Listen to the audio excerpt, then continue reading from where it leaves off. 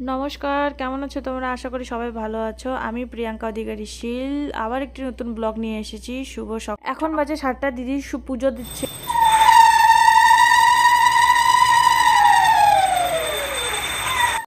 ঘরে এসে দিদির রুমটা দেখাচ্ছে। এই দেখো আমার দিদির রুম। বাইরের ওয়েদারটা দেখো, এত সুন্দর। সকাল থেকে বৃষ্টি হচ্ছে।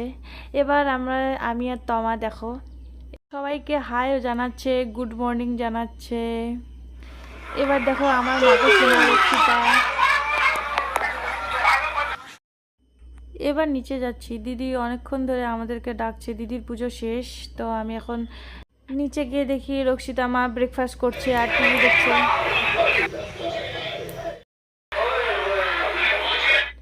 সো এবার আমি দিদির কাছে যাচ্ছি। দিদি আমাকে বলছে যে যা তাড়াতাড়ি স্নান টান করে ফ্রেশ হয়ে আয়, সকালে ব্রেকফাস্ট করার জন্য। আমার দিদি যে এত কাজ করে বাড়িতে, মানে আগে এত কখনো কাজ করতো না, কিন্তু যখন বিয়ে হয়ে যাওয়ার পরে শ্বশুরবাড়িতে এত কাজ করে, আমরা সবাই দেখে তো অবাক, এত কাজ করে মেয়েটা। সো আমি তো আমার দিদির মতো হইনি, আমি তো কাজ করি না। তো আমার দিদি প্রচণ্ড কাজ করার রয়ে। তো দিদি অনেকক্ষণ ধরে বলছে স্নান করতে। আমি জাস্ট স্নান করে এখন তোমাদের সঙ্গে একটা কথা শেয়ার করব, যে মানুষ সত্যি বিয়ের পরে অনেকটা চেঞ্জ হয়ে যায়, তাই না? কারণ মেয়েরা বিয়ের পরেই যে এতটা কাজ করা বা এতটা দায়িত্বশীল হয়ে যায়। তো দেখো এখন তমা রানী রান্না করছে, মাংস রান্না করছে, তাই আমি ওখানে গিয়ে ওকে ডিস্টার্ব করছি যে ভালো করে রান্না কর, ভালো করে রান্না কর। আমরা রান্না করে দিচ্ছি, তোমাদের খাওয়াচ্ছা নাইছো, এসো আইসো। বারবার তোমাকে বিরক্ত করছি যে তোমা ভালো করে রান্না কর, যদি খারাপ হয় তাহলে কিন্তু তোকে তোকে আবার রান্না করতে হবে। সো তোমা অনেক সুন্দর রান্না করে, সেই টেস্টি হয় আমার হাতের রান্না। হে হলো পিসিমণি যে সবজি টবজি কাটছে। এবার দেখবে আমার দিদি বাড়িতে এই দেখো এত বড় একটা হাঁড়িতে রান্না করতে হয় প্রত্যেক দিন সবার জন্য।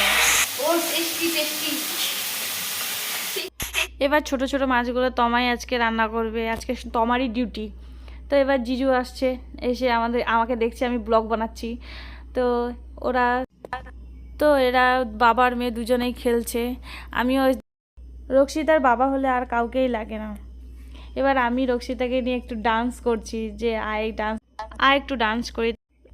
রক্ষিতা হলো আমার ভাগ্নি, আর এ হলো আমার বুনু রত্না, ছোট পিসির মেয়ে। আর এই যে দেখো এখানে দিদি কথা বলছে যে আজকে ড্রাইভার দাদাকে রান্না করতে হবে। দিদি মজার মজার ড্রাইভার দাদাকে বলছে রান্না করতে। তো ড্রাইভার দাদা সত্যি সিরিয়াস হয়ে গেছে রান্না করতে। তো দাদা এখন রান্না করতে বসে পড়লো। এই যে দাদা এখানে রান্না করবে আজকে আলুর সবজি, আলু পটলের সবজি। তো এই যে আলু, তো আমরা এখানে আলু পটল কেটে দিচ্ছি আর দাদা এখানে রান্না করছে।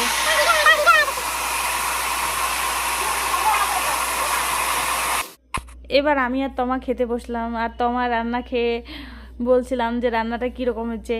তো ওগুলোই হাসাহাসি করছি। এবার জাইম্বু দেখি ছাগলের যে কি হয়, ভুটি হয় না কি, ওটা সবজি খাচ্ছে।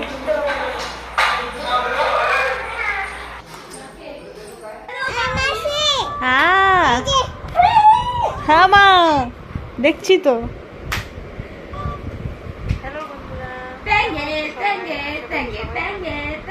রক্ষিতা, ও আমারও ফটো দেখতেছো? রক্ষিতা মাগো সবসময় আমার ভিডিও দেখবে আর আমাকে শুধু দেখাবে যে মাসি আমি তোমার ভিডিও দেখেছি। তো এখন সবাই মিলে যাব দিদির বাগান বাড়ি, মানে দিদির বাড়িতে যে চা বাগান আছে, তো চা বাগানে যাচ্ছি। দিদির এই যে পুরো জায়গাটা, পুরো চা বাগানটা দিদিদের। তো এই চা বাগানটাতে দিদি নতুন স্কুটি কিনেছে, কিন্তু চালাতে পারে না, তাই শিখছে তোমার কাছে। তো এখানে সবাই আমরা বসে আছি, অপেক্ষা করছি গাড়ি আসার জন্য। কারণ ততক্ষণ দিদি বলছে যে যতক্ষণ গাড়ি আসছে না, তো ততক্ষণ আমি একটু স্কুটি চলার চেষ্টা করি। তো আমরা এখানে সবাই বসে আছি। তোমাদেরকে দিদি চাপাতি বাগানে চারপাশটা দেখাচ্ছি। দেখো পুরো জায়গাটা ওদের চাপাতি বাগান। সো আমরা এখানে সবাই বসে আছি আর ভাবছি কখন গাড়ি আসবে। তো এর মধ্যে গাড়িও এলো। তো এখন ওদের বাগান একটা না, 2-3টা বাগান। তো ওখান থেকে পাতা নিয়ে ফির এখানে আসে পাতা নেওয়ার জন্য। চাপাতি বাগান দেখতে কি সুন্দর লাগে না? জানি না কার কার ভালো লাগে কি খারাপ লাগে, বাট আমার না চাপাতি বাগান দেখতে খুব ভালো লাগে। মানে সো দেখো এখন ওরা চাপাতি বাগানের পাতাগুলো উঠাচ্ছে, তো পাতাগুলো উঠাচ্ছে, তাই দেখো এরা যেভাবে পরিশ্রম করে, চাপাতি পাতা উঠাচ্ছে, নিয়ে যাচ্ছে ওখানে মেশিনে ইয়ে করছে, এত পরিশ্রম করে দেখে আমাদের সকাল সন্ধ্যা চায়ের দরকার সবারই হয়। বাট আমি চা খাই না ঠিকই, কিন্তু সবারই কিন্তু একটা নেশা থাকেই চা খাওয়ার, যে সকালে বা সন্ধ্যার দিকে চায়ের একটা করে নেশা সবারই থাকে। সো এবার দেখো আমার রক্ষিতা মা কত কাজ করছে, এত কাজ করে বাপরে বলার বাইরে রক্ষিতা। সো আমরা এখন যাবো বাড়িতে। সো টাটা বাই বাই, ভালো থেকো সুস্থ থেকো, এখানেই ব্লগটা শেষ করছি আজকের মতে। কালকে আবার দেখা হবে, টাটা।